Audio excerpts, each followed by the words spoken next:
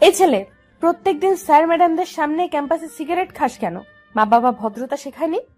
ক্যাম্পাসে বসে সিগারেট খাচ্ছিলাম, তখনই একটা মেয়ে এসে বলল। চুপচাপ হয়ে সিগারেট খাইতে লাগলাম। কি হলো তোকে? আমি কিছু বললাম? চুপচাপ। এইভাবে হবে না। তোর আব্বুর নাম্বার দে। ফোন নাম্বার বন্ধ। আম্মুর নাম্বার দে। 017262822। মেয়েটি ফোন দিল। আমার পকেটের ফোনটা বেজে উঠল। ফোনটা বাহির করে কেটে দিলাম। নিজের নাম্বার দিলি কেন? ফাজলামি করিস? এটাই আম্মুর নাম্বার। আব্বু আম্মু মারা যাওয়ার পর এটা আমার কাছে।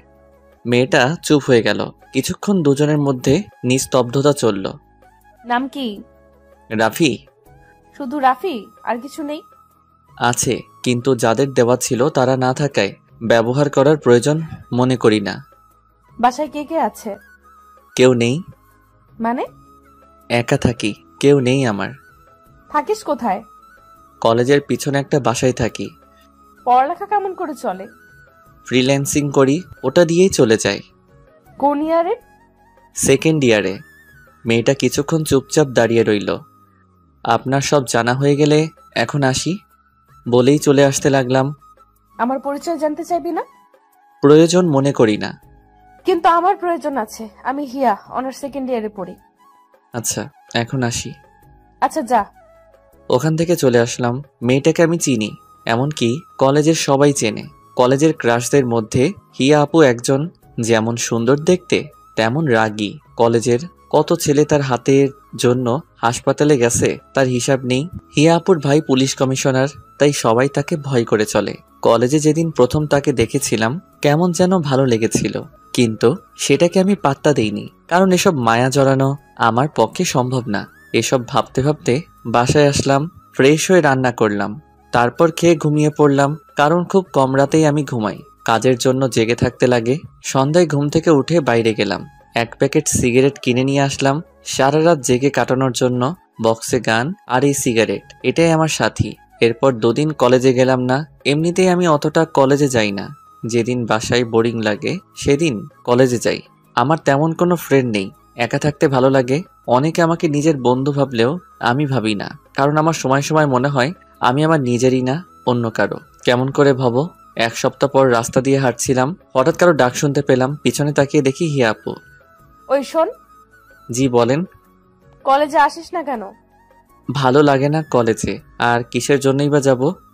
কেন, বন্ধু বান্ধবদের সাথে আড্ডা দিতে যাবি? আমার একা থাকাটাই পছন্দ, তাই বন্ধু বান্ধব পাতাই না। খুব অদ্ভুত কথা বলিস তো দেখছি। আমি এমনই। কাল কলেজে আসবি।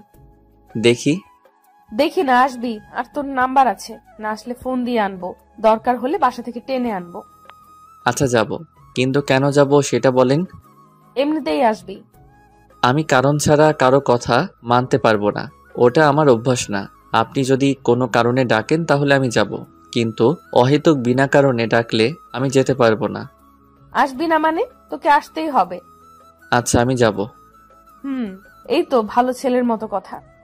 আচ্ছা আমি এখন আসি। কই যাবি? আমি নামিয়ে দিচ্ছি, আয়। ধন্যবাদ বলার জন্য, কিন্তু আমি হেঁটেই চলে যেতে পারবো। আচ্ছা, যা ইচ্ছা কর, কিন্তু কাল যেন কলেজে তোকে দেখি। আমি যখন বলেছি নিশ্চয়ই যাব। মনে থাকে যেন। কথাটা বলেই হিয়া আপু চলে গেল।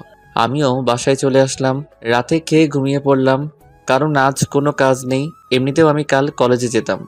বাসায় ভালো লাগছিল না। সকালে ঘুম থেকে উঠে ফ্রেশ হয়ে ব্যাগটা ঘাড়ি নিয়ে বেরিয়ে পড়লাম। কলেজের সামনে একটা চায়ের দোকান পড়ে, ওখানে গিয়ে চায়ের অর্ডার দিয়ে সিগারেট খেতে লাগলাম। চা খেয়ে কলেজের ভিতরে গেলাম, একটা ক্লাস করে বের হয়ে আসলাম। বাইরে আসতেই হিয়া আপু সামনে এসে দাঁড়ালো। আপনি? আয়। হিয়া আপুর পিছন পিছন যেতে লাগলাম। কি জানি আবার নিজের ভাইকে ডাক দিল, নাকি যদি আবার জেলে দিয়ে দেয় কলেজের আইন ভঙ্গ করার জন্য। এই যে আপু, কই যান? হিয়া আপু আমার দিকে একবার তাকিয়ে আবার হাঁটতে লাগলো, তারপর মাঠের এক কোনায় গিয়ে বসলো। আমি গিয়ে পাশে দাঁড়িয়ে রইলাম। কি হলো, বস। একটু দূরত্ব বজায় রেখে বসলাম। এত দূরে গিয়ে বসলি কেন? কাছে এসে বস। না, ঠিক আছে। আমার ঠিক নেই, কাছে এসে বস। তারপর একটু কাছে গিয়ে বসলাম। সকালে খেয়েছিস? খেয়েছি। দেখলাম তো কলেজের সামনে দোকানে কি খেলি। আমার সকালে খাওয়া লাগে না, ওই দুটো জিনিস দিয়েই সকাল পার হয়ে যায়। তোর বাসায় রান্না করে কে? আমি করি। তুই রান্না করতে পারিস? হুম। যাক, ভালোই হলো। কেন বলুন তো? আমি তো রান্না করতে পারি না। তাতে ভালোর কি হলো? অত বুঝতে হবে না। তারপর দুজনে কিছুক্ষণ চুপচাপ রইলাম। আচ্ছা, তুই এমন এলোমেলো থাকিস কেন? এলোমেলো থাকাটাই ভালো লাগে, কার জন্য গুছিয়ে থাকবো? তোর কথার মধ্যে কোনো রসকস নেই। সকলের মন জোগানো কথা আমি বলতে পারি না, তাই হয়তো সবার আমার কথা ভালো লাগে না। আচ্ছা, বাদ দে। কোথায়? সকাল থেকে কিছু খাইনি, ক্ষুধা লাগছে, চল কিছু খেয়ে আসি। আপনি যান, আমি বাসায় যাব। আমি বাসায় নামিয়ে দিয়ে আসবো, এখন চল। না, আমার খিদে নেই। আর একটা কথা বললে তোর খবর আছে। তারপর হিয়া আপুর হাত ধরে টানতে টানতে ওর গাড়িতে নিয়ে গেল। গাড়ি চালিয়ে একটা বড় রেস্টুরেন্ট আসলো। দুজনে ভিতরে গেলাম। কি খাবি বল? আমি কিছু খাবো না। মেজাজ খারাপ করাবি না বলে দিলাম। আমি কিছু না বলে চুপচাপ বসে রইলাম। হিয়া আপু নিজেই খাবারের অর্ডার দিল। কিছুক্ষণ পর খাবার চলে আসলো। আমি শুধু খাবার নাড়াচাড়া করতে লাগলাম, কারণ খাওয়ার কোনো ইচ্ছেই আমার নেই। সেটা হয়তো হিয়া আপুর চোখে পড়ছে। হিয়া আপু আমার দিকে রাগী লুক নিয়ে তাকালো। কি হলো, খাচ্ছিস না কেন? ইচ্ছে নেই। ইচ্ছে নেই কেন? জানি না। তারপর হিয়া আপু আমার কাছে এসে আমার মুখের সামনে খাবার ধরলো। নে, খেয়ে নে। করুণা করছেন? করুণার কি দেখলি? যা করছেন সবই তো করুণা। না হলে একদিনের চেনা জানায় আপনি আমাকে এখানে খাওয়াইতে নিয়ে আসতেন। এটা করুণা ছাড়া কি? হিয়া আপু রাগ করে সব খাবারে জল ঢেলে দিল। চল, খেতে হবে না তোকে। বিল দিয়ে আমার হাত ধরে টানতে টানতে বাইরে নিয়ে আসলো। যা, বাসায় চলে যা। আমি কিছু না বলে ওখান থেকে হাঁটতে ধরলাম। কি মেরে, নিজে ডাকলো আবার নিজেই তাড়িয়ে দিল। বড়লোক তো তাই মনে হয়, অন্যের রেসপেক্ট নিয়ে চিন্তা করে না, শুধু নিজের চালাতে চাই। কি জন্য যে কলেজে আসলাম। বাসায় গেলাম না, ভালো লাগছিল না, তাই আর বাসায় গেলাম না। দুইটা সিগারেট কিনে নদীর পাড়ে গিয়ে বসলাম। সিগারেট ধরিয়ে গাছের নিচে বসে নদীর বয়ে চলা দেখতে লাগলাম। একটু পর ফোনটা বেজে উঠল। Unknown number. ফোনটা রিসিভ করার পর ওপাশ থেকে একটা মেয়েলি কণ্ঠ শুনতে পেলাম। কথা শুনে বুঝতে পারলাম হিয়া আপু। কই আছিস? কে আপনি? কই আছিস সেটা বল, এসে দেখাচ্ছি আমি কে। নদীর ধারের গাছের নিচে বসে আছি। দাঁড়া, আমি আসছি, কোথাও যাবি না। 5 মিনিট পর হিয়া আপু আসলো। এখানে কি করিস? বসে আছি, কেন বলুন তো? হাতে ওটা কি? ফোন। ওই হাতে কি? সিগারেট। হিয়া আপু সিগারেটটা নিয়ে ফেলে দিল। আর কোনো দিনও যেন আমার সামনে সিগারেট খাওয়া না দেখি। কিছু না বলে চুপ করে রইলাম। বাসায় যাবি না? বাসায় গিয়ে কি করব? কেন, রেস্ট নিবি? বাসায় যাওয়ার ইচ্ছে করছে না। হিয়া আপু আমার পাশে বসে পড়ল। সরি। কেন বলুন তো? তখন তোকে রাগ দেখানোর জন্য। বাদ দেন, অভ্যাস আছে, আমি কিছু মনে করিনি। আসলে তুই তখন ওই কথাটা বলার পর মেজাজটা খুব খারাপ হয়ে গিয়েছিল। ভুল তো কিছু বলিনি। হিয়া আপু আমার দিকে তাকালো। কি বলবি বল, কিন্তু এই কথাটা যেন তোর মুখে আর কোনোদিন না শুনি। আপনি বাসায় যাবেন না? যাব পরে, কিন্তু তুই আমাকে আপনি করে বলছিস কেন? তাহলে কি করে বলবো? তুমি করে বলবি। আপনি আমার সিনিয়র, আপনাকে আপনি বলেই ডাকা আমার মনে হয় উচিত। বলছি না আপনি বলবি না, কানে কথা যায় না।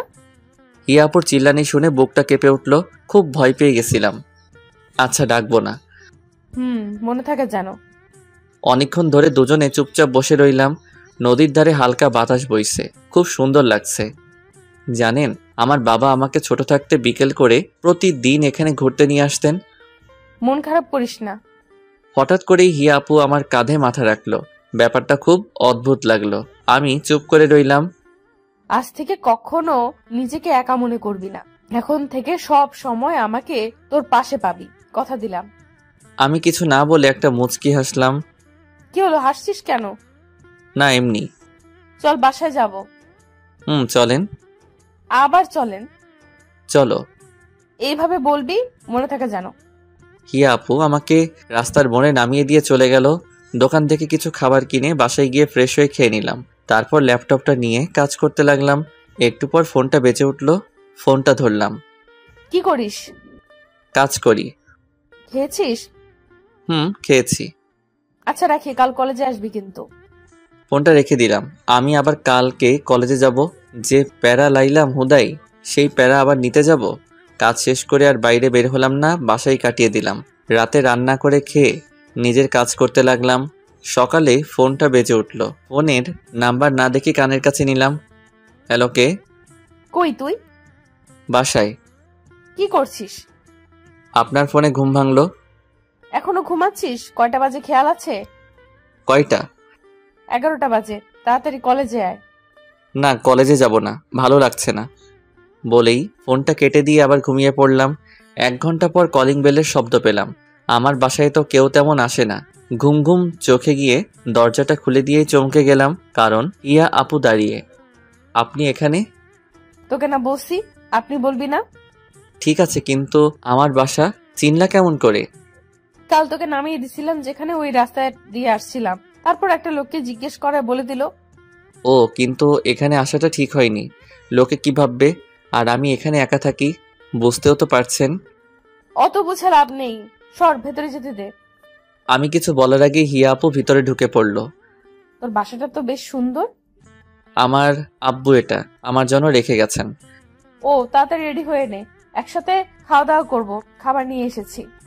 আমি কিছু না বলে ফ্রেশ হতে চলে গেলাম, কারণ যত তাড়াতাড়ি সম্ভব তাকে এই বাসা থেকে বিদায় করতে হবে। আমার তো কিছু না, কিন্তু মানুষ তার নামে খারাপ কথা বলতে পারে। রেডি হয়ে এসে দেখি হিয়া আপু খাবার নিয়ে বসে আছে। দুজনে বসে খেয়ে নিলাম। হিয়া আপু শুধু বক বক করেই যাচ্ছে, আর আমি ভাবতেছি কখন সে এখান থেকে যাবে। তাড়াতাড়ি খাওয়া শেষ করলাম। এখন চল তো আমার সাথে। কোথায়? কাজী অফিস, আজ তোকে বিয়ে করব। কি বলছো এসব?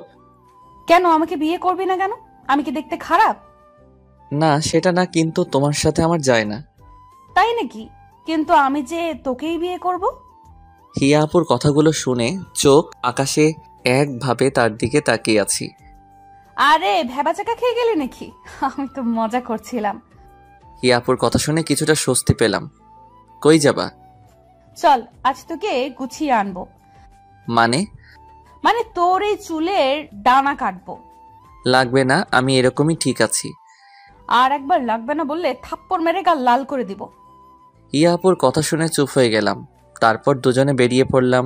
হিয়া আপু গাড়ি চালাচ্ছে, আর আমি চুপচাপ বসে আছি। কি হলো, চুপ করে বসে আছিস যে?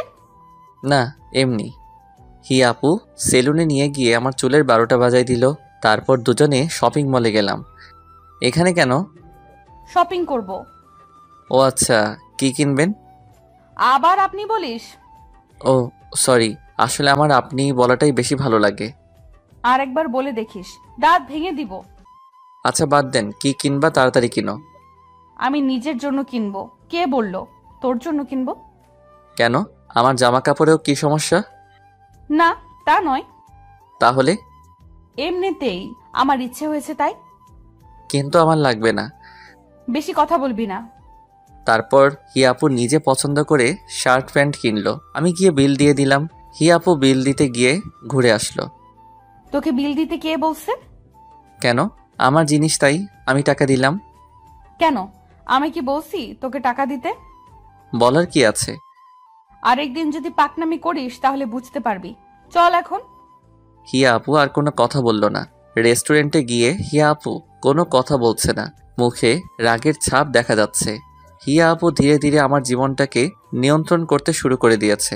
প্রথমের দিকে খারাপ লাগলেও তার শাসনগুলো এখন খুব ভালো লাগছে। পুরনো কিছু স্মৃতি তাজা করে দিচ্ছে। এখনো রাগ করে আছো? কি হলো? সরি, আমি বুঝতে পারিনি। হিয়া আপু আমার দিকে তাকালো। হয়েছে, আর সরি বলতে হবে না। তারপর খাওয়া দাওয়া করে বেরিয়ে আসলাম। এবার টাকা দিতে গেলাম। না, ফ্রিতে বকা খাওয়ার শখ নেই আমার। হিয়া আপু আমাকে বাসায় নামিয়ে দিয়ে চলে গেল। বিকেলে আর বাসা থেকে বের হলাম না, কাজ ছিল, তাই রাতে খাওয়া দাওয়া করে ঘুমিয়ে পড়লাম। সকালে ফোনের রিংটং শুনে ঘুম ভেঙে গেল। ফোনটা হাতে নিয়ে দেখি হিয়া আপুর ফোন। হ্যালো আপু। কই তুই? বাসায়। তাড়াতাড়ি ক্যাম্পাসে আয়। ফ্রেশ হয়ে কলেজে গেলাম। কলেজে ঢুকতেই অনেকেই হা হয়ে তাকিয়ে আছে। নিজেকেই কেমন যেন লাগছে, কারণ নিজের স্টাইল চেঞ্জ করেছি। অগোছালো ছেলেটা আজ ফিটফাট হয়ে কলেজে এসেছে, তাই হয়তো সবাই তাকিয়ে আছে। আমি হিয়া আপুকে খুঁজতে লাগলাম। একটু পর হিয়া আপুকে দেখলাম। 3-4টা মেয়ের সাথে একাডেমিক ভবনের দিকে যাচ্ছে। আমি ডাক দিলাম, হিয়া আপু। আমার ডাক শুনে পিছনে ফিরে তাকালো। আমি ওদের কাছে গেলাম। কই যাও? চুপচাপ। ছেলেটা কেড়ে দেখতে তো খুব কিউট। হিয়া আপু তখন তার বান্ধবীর দিকে রাগি ঢুকে তাকালো। তোরা যা, আমি পরে তোদের সাথে কথা বলছি। হিয়া আপুর বান্ধবীরা হিয়া আপুর চেহারা দেখে বুঝতে পারছে হাবভাব, তাই কিছু না বলে চলে গেল। এই ছেলে, তোমাকে দেখতে না খুব কিউট লাগছে। যেতে যেতে হিয়া আপুর বান্ধবী বলল। হিয়া আপু চত্বরে গিয়ে বসে পড়ল। আমি দুইজন বসার মতো দূরত্ব রেখে বসলাম। দুজনে চুপচাপ। এত রাগ কিসের কে জানে। আমি তো আজ আপনি করেও বলিনি, কিন্তু হিয়া আপুকে রাগি লুকে অনেক কিউট লাগে। আমি কিছুদিনে লক্ষ্য করেছি হিয়া আপু রাগলে গাল দুটো লাল হয়ে যায়। আপু আজ এত রেগে কেন? কি হলো বলছো না যে? আমি তো আজ আপনি করে বলিও নি, তাহলে রাগ করে আছো যে? তোর কি কেউ আসবে? আমার আবার কে আসবে?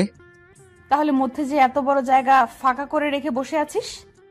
আরে পাশে বসলেই সবাই নেগেটিভ মাইন্ডে নিবে, কেউ ভাববে না যে তুমি আমার আপু লাগো। হিয়া আপু আমার কলার ধরে নিজের পাশে টেনে বসালো। আমি তোর কি লাগি ভালো করে বল। তুমি আমার সিনিয়র, সেই হিসেবে আপুই তো হওয়ার কথা। আরেকদিন যদি এই আবাল মার্কা কথা বলেছিস তাহলে তোর খবর করে দেব, বলদ কোথাকার। তখন হিয়া আপুর বান্ধবী কোথা থেকে এসে যেন পাশে বসলো। হিয়া আপু রেগে আগুন হয়ে গেল। আমার হাত ধরে নিজের পাশে বসালো। রিফা, তুই এখানে? কেন, আসা যাবে না নাকি? আমি কি সেটা বলেছি নাকি? আসলে একা একা ভালো লাগছে না, তাই তোদের সাথে গল্প করতে চলে এলাম। ও খুব ভালো তো। ছেলেটা কে? ও দাঁড়া, পরিচয় করিয়ে দেই। রাফি, এ হচ্ছে আমার বড় আপু রিফা। আজ থেকে ওকে বড় বোনের মতো সম্মান দিবি, ঠিক আছে? আর রিফা, এ হচ্ছে রাফি। আজ থেকে ওকে নিজের ভাইয়ের মতো দেখবি। কি বলছিস সেই সব? ঠিকই তো বললাম। আমি শুধু ওদের কথা শুনছি। তারপর রিফা হিয়া আপুকে সাইডে নিয়ে গেল। দুজনে কি যে কথা বলছে, কিন্তু দূর থেকে যা বুঝলাম খুব ঝগড়া করছে। এক পর্যায়ে হিয়া আপু কি যেন বলল, আর রিফা আপু ওখান থেকে চলে গেল। আর আপু আমার কাছে আসলো। এতক্ষণ লাগে আসতে? কি কথা বলল আপু? হিয়া চুপচাপ পাশে বসে পড়ল। কি হলো, কিছু বলছো না যে? শোন, কাল থেকে তুই কলেজে আসবি না। কেন? তাহলে রিফা তোর সাথে কথা বলতে পারবে না। কিন্তু কথা বললে কি সমস্যা? সমস্যা আছে, ওর কথার দাম নেই। আমি কথা না বললেই তো হলো, তাতে কলেজ না আসার কি হলো? সেটাও কথা। তুই রিফার সাথে কথা বলবি না, বল, এমনকি কোনো মেয়ের সাথে কথা বলবি না, ঠিক আছে? আর যদি দেখি তাহলে তোর একদিন কি আমার একদিন। কি বলবো ভেবে পাচ্ছি না। হিয়া আপুর এমন আচরণ আমায় বেশ অবাক করছে। কি হলো, মনে থাকবে তো? থাকবে। এই তো ভালো ছেলে, চল এখন ক্লাসে যা। হিয়া আপু নিজের ক্লাসে গেল, আমি আমার ক্লাসে চলে গেলাম। এভাবেই 1 মাস পার হয়ে গেল। হিয়া আপু আমার জীবনটাকে নিজের মতো চালাতে শুরু করলো, যেমন কেউ আপনজন করে। এটা করার অধিকার আমি হিয়া আপুকে অনেক আগেই নিজের মন থেকে দিয়ে দিছি, কারণ আমি মনে মনে হিয়া আপুকে অনেকটা ভালোবেসে ফেলেছি। নিজের এই মনটাকে অনেকবার বোঝাতে চেষ্টা করেছি তার সাথে আমার যায় না, কিন্তু মনটা মানেনি, ছুটে গেছে তার কাছে। আমি জানি আমি যেদিন হিয়া আপুকে আমার ভালোবাসার কথা বলবো সেদিন হয়তো সব শেষ হয়ে যাবে, আর আমি সেটা চাই না। তাই আমি তাকে নীরবে ভালোবেসে যাব, কখনো তার কাছে নিজের ভালোবাসার দাবি নিয়ে যাব না। হয়তো শেষে আমার ভালোবাসাটা এক কোণে পড়ে রয়ে যাবে। কথাগুলো ভাবতে ভাবতে মনটা খারাপ হয়ে গেল। কিরে, মন খারাপ করে বসে আছিস কেন? কই না তো। মিথ্যা বলবি না। তেমন কিছু না আপু। আচ্ছা বাদ দে, আয় তোর সাথে একজনের পরিচয় করিয়ে দেই। আমি হিয়াপুর সাথে গেলাম। হিয়াপু কাকে যেন ফোন দিয়ে ডাকলো। একটু পর একটা ছেলে বাইক নিয়ে আসলো। রিফা, এ হলো জনি, আমার কাজিন। আর জনি, এ হলো রাফি। হাই। হ্যালো, তুমি তাহলে রাফি? আপনি আমাকে চিনেন? না, কিন্তু হেয়ার মুখে তোমার কথা অনেক শুনেছি। এই বয়সে তুমি একাই চলাফেরা করো, এটা অনেক ভালো ব্যাপার, সবাই পারে না এটা। আমার আব্বু একটা কথা বলতেন, পাশে যখন কেউ থাকবে না তখন নিজে উঠে দাঁড়াতে হয়। উঠে দাঁড়ানোর সময় কাউকে পাশে পাবি না, তাই নিজে নিজে চলতে শিখতে হবে। আর আমি একাই চলতে শিখে গেছি, আর সামনের দিনগুলোতেও একাই হয়তো থাকতে শিখে যাব। কথাটা বলার পর হিয়া আপু আমার দিকে তাকালো। তারপর 3 জনে বসে অনেক কথা বললাম। তারপর হিয়া আপু জনির বাইকে করে বাসায় চলে গেল, আর আমি আমার বাসায় চলে আসলাম। জনি এখন থেকে আমাদের কলেজেই পড়বে। পরের দিন ঘুম থেকে উঠে ফ্রেশ হয়ে কলেজের দিকে বেরিয়ে পড়লাম। কলেজে ঢোকার আগে চায়ের দোকানে গেলাম, 1 কাপ চা অর্ডার দিলাম। চা আসতে আসতে একটা সিগারেট কিনে ধরালাম। এর মধ্যে হিয়া আপুর ফোন। হ্যালো। কই তুই? এই তো যাচ্ছি। তাড়াতাড়ি আয়। চা আর সিগারেট খেয়ে কলেজে গেলাম। হিয়া আপু মাঠের এক কোণে বসে আছে। আমি হিয়া আপুর থেকে একটু দূরে গিয়ে বসলাম। হিয়া আপু আমার কাছে চেপে আসলো। আমি চুপচাপ আছি। তোকে কতবার বলেছি সিগারেট খাস না?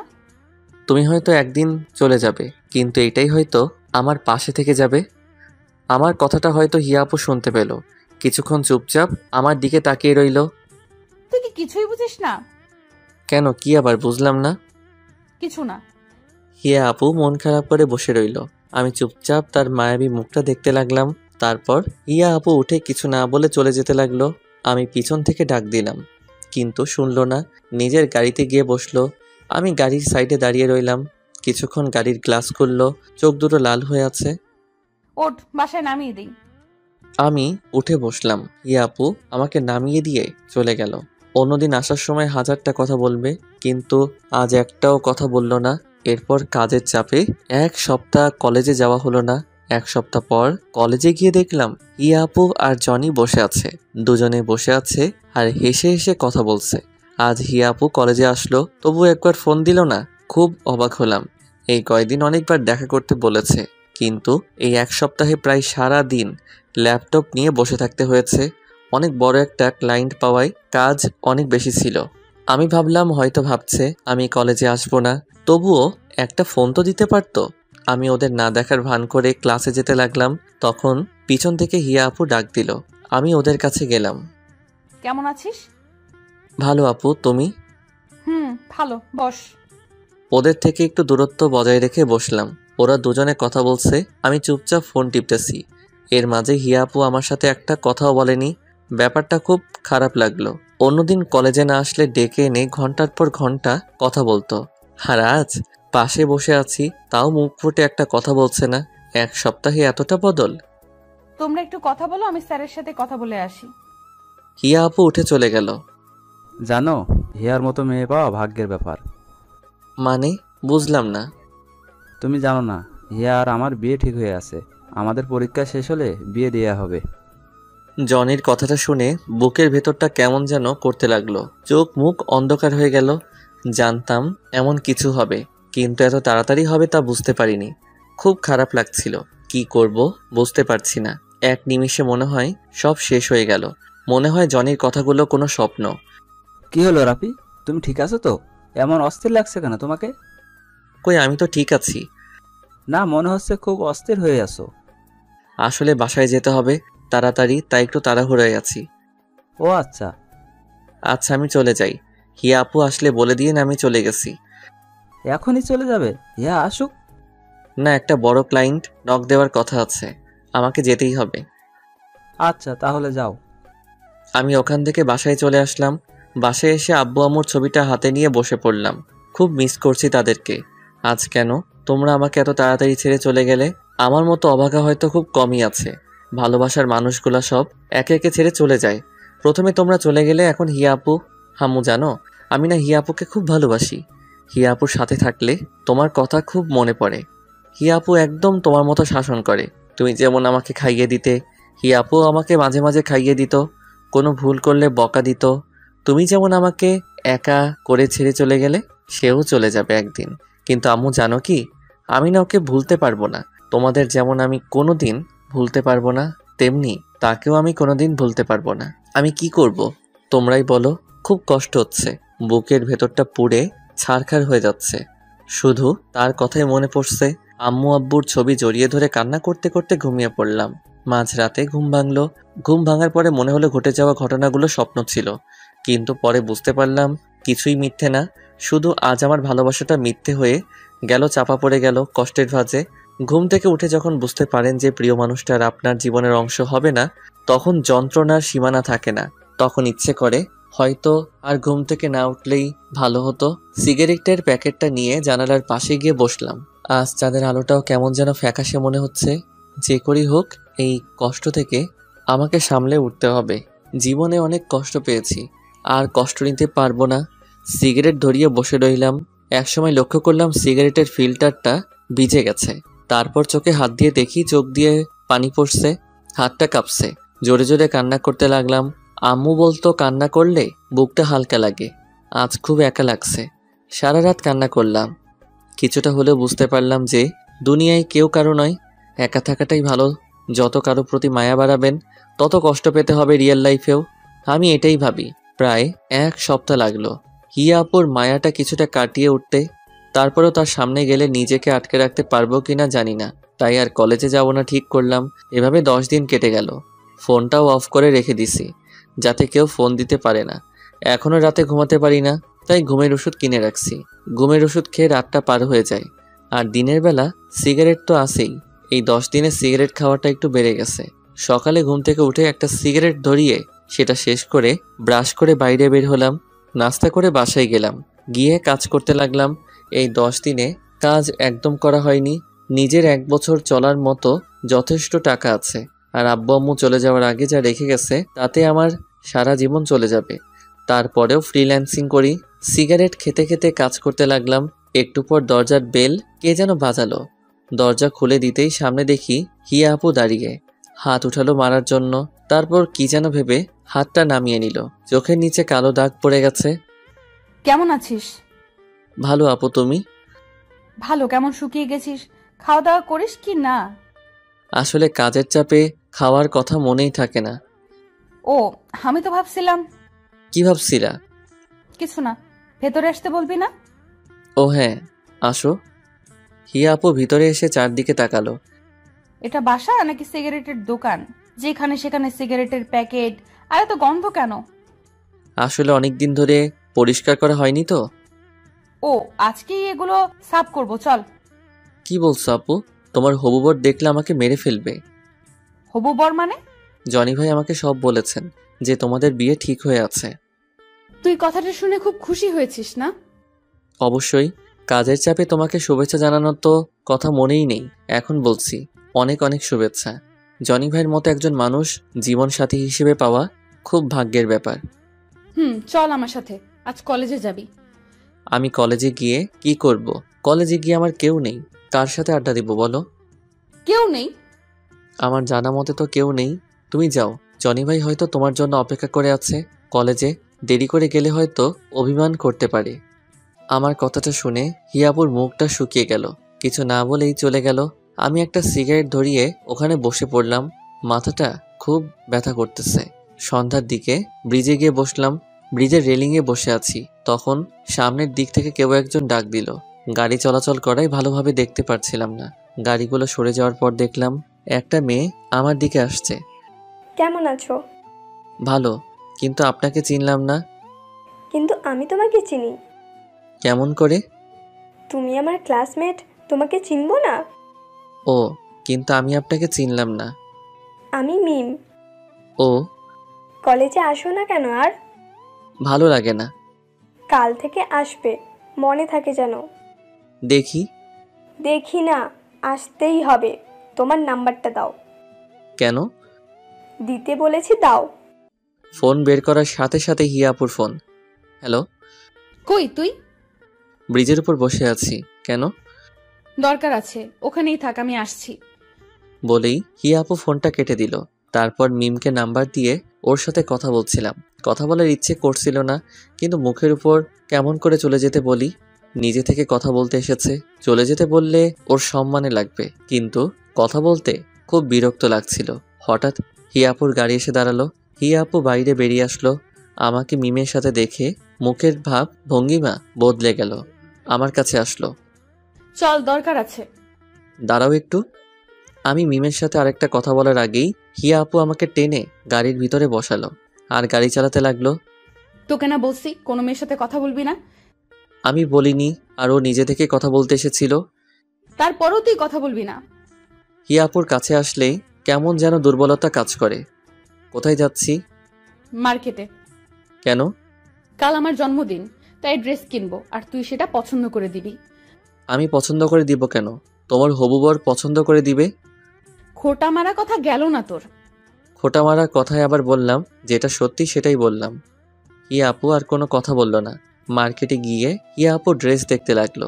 একটা নীল কালারের ড্রেস দেখে খুব পছন্দ হলো। হিয়া আপু হয়তো সেটা লক্ষ্য করলো, তাই ড্রেসটা কিনলো। হিয়া আপু বিল দিতে দিতে আমি একজোড়া পায়েল আর একজোড়া ঝুমকো কিনলাম। তারপর সেগুলো চুপ করে হিয়া আপুর ব্যাগে রেখে দিলাম। হিয়া আপু আমাকে বাসার সামনে নামিয়ে দিল। আমি বাসার ভিতরে ঢুকতে যাব, তখনই আবার ডাক দিল। আমি হিয়া আপুর কাছে গেলাম। শোন, কাল আমি কলেজে যাব না, কিন্তু সন্ধ্যায় তোকে নিতে জনি আসবে। এখানে ওর সাথে আমার বাসায় চলে আসবি। আর তুই না আসলে কাল সত্যিই তোর কপালে মাইর পড়বে। কথাটা বলার পরেই হিয়া আপু চলে গেল। পরের দিন সকালে ঘুম থেকে উঠে কলেজে গেলাম না। গিফট তো হিয়া আপুকে দিয়েই রেখেছি, তাই যাওয়ার কোনো প্রয়োজন হয় না। আর আমি ওর কাছে গিয়ে মায়া বাড়াতে চাই না, যতটা সম্ভব দূরে থাকতে হবে। আমি জানি হিয়া আপু গাড়ি পাঠাবে আমাকে, কিন্তু আমি যাব না। তাই সন্ধ্যা লাগতেই বাইরের থেকে গেট লাগিয়ে দিয়ে পিছনের একটা ছোট দরজা আছে, ওটা দিয়ে বাসায় ঢুকলাম, যাতে যে কেউ আসলে বুঝতে পারে আমি বাসায় নেই। 9টার দিকে বাড়ির সামনে গাড়ির আওয়াজ পেলাম। আমার ঘরে লাইট সবসময় বন্ধই থাকে। অন্ধকার কেন জানি খুব ভালো লাগে, তার কারণ আজও জানি না। অন্ধকারে আলাদা একটা অনুভূতি আছে। জানালা দিয়ে দেখলাম জনি গাড়ি থেকে নামলো, তারপর বাসার দিকে তাকালো। তালা ঝোলানো দেখে গাড়ি নিয়ে চলে গেল। ফোনটাও অফ করে রেখেছি, যাতে কেউ ফোন দিতে না পারে। বিছানায় গিয়ে কানে হেডফোন লাগিয়ে দিয়ে গান শুনতে লাগলাম।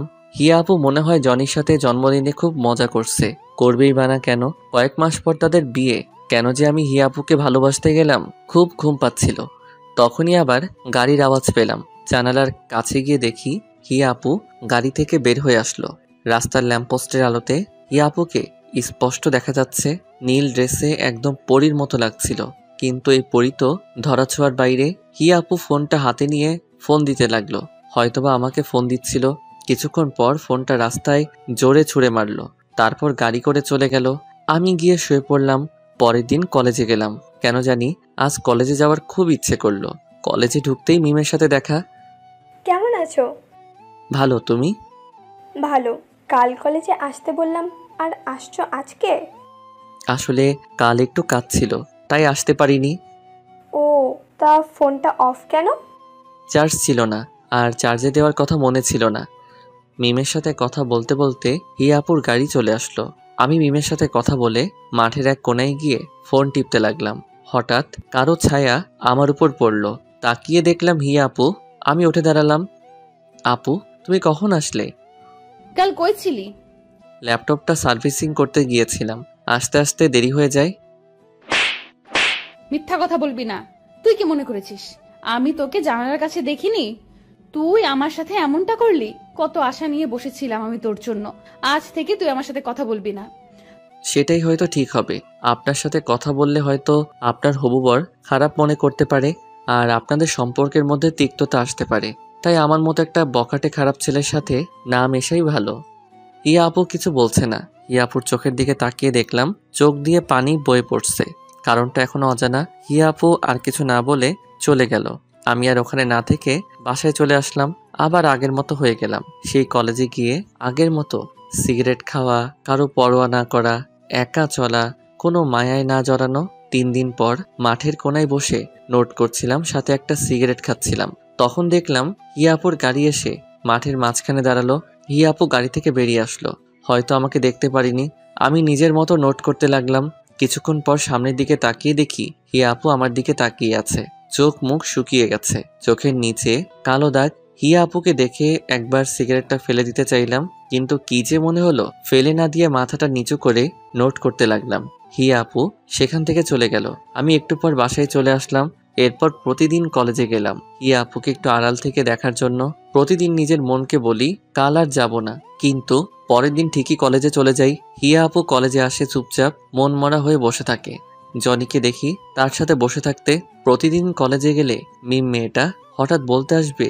হিয়া আপু মাঝে মাঝে আমার সাথে ওকে কথা বলতে দেখে তাকিয়ে থাকে। হয়তো মেয়েটাকে আমার সাথে কথা বলতে নিষেধ করতে চাই। আমি খারাপ হয়তো, সেই জন্য আমিও যতটা সম্ভব মিমের থেকে দূরে থাকি। এভাবে 15 দিন কেটে গেল। আজ 5 দিন হলো আর কলেজে যাই না। আজ কলেজে যেতে কেন জানি খুব মন চাইলো। ব্যাগটা নিয়ে কলেজে গেলাম। কলেজে গিয়ে চোখ দুটো কাকে জানি খুঁজছিল, কিন্তু তাকে খুঁজে পাচ্ছিল না। কলেজের চত্বরে বসেছিলাম, একটু পর একটা পুলিশের গাড়ি এসে দাঁড়ালো। গাড়ি থেকে একজন পুলিশ অফিসার নেমে এসে চারদিকে দেখতে লাগলো, তারপর আমাকে দেখে আমার দিকে আসতে লাগলো। বুকের ভিতরটা কেমন যেন করছিল, মনে হচ্ছিল দৌড় দিয়ে পালিয়ে যাই, কিন্তু আমি তো কোনো দোষ করিনি, তাই চুপচাপ বসে রইলাম। পুলিশ অফিসারটি আমার কাছে আসলো। তোমার নাম রাফি? জি। তোমাকে আমার সাথে যেতে হবে, চলো। কিন্তু কেন? আর আপনি কে? আমি হিয়ার ভাইয়া। ও, কিন্তু কেন যাব? গেলেই বুঝতে পারবে। কিন্তু কোথায়? আমাদের বাসায়। আচ্ছা চলুন। হিয়া আপুকে দেখার খুব ইচ্ছে করছিল, আর মনে মনে খুব ভয় হচ্ছিল হিয়া আপু কি এমন করলো যে হিয়া আপুর ভাই আমাকে তাদের বাসায় নিয়ে যাচ্ছে। কিছুক্ষণ পর হিয়া আপুদের বাসায় গিয়ে পৌঁছালাম। বাসার ভিতরে গেলাম, হিয়া আপুর ভাইয়া আমাকে বসতে বলে কোথায় যেন গেলেন। আমি সোফায় বসে রইলাম। কিছুক্ষণ পর দুইজন মহিলা আসলেন। একটু পর হিয়া আপুর ভাইয়া আর একজন লোক উপর থেকে নেমে আসলেন। হয়তো মহিলাদের মধ্যে একজন হিয়া আপুর মা আর আরেকজন ভাবি, আর হিয়া আপুর ভাইয়ের সাথে লোকটি হয়তো তার বাবা। সবাই আমার সামনে বসলেন। আমি ভয়ে কুকড়ে মুকড়ে যাচ্ছিলাম। তাহলে তুমি রাফি? হিয়া আপুর আব্বু।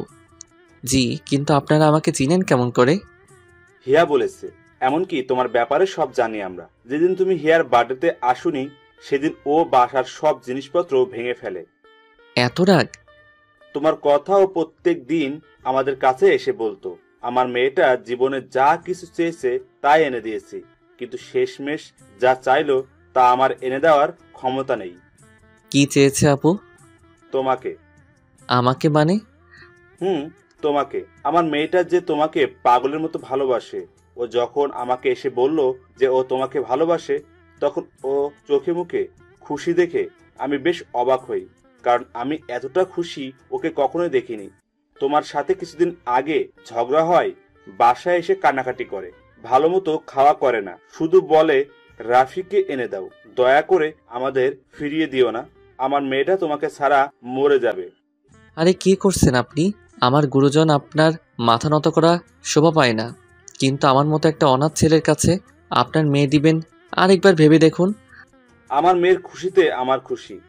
আচ্ছা, আপনারা যা ভালো বোঝেন, কিন্তু হিয়া আপু কোথায়? উপরে আছে, যাও, প্রথম রুমটাই ওর হয়। হিয়া আপুর রুমে গেলাম।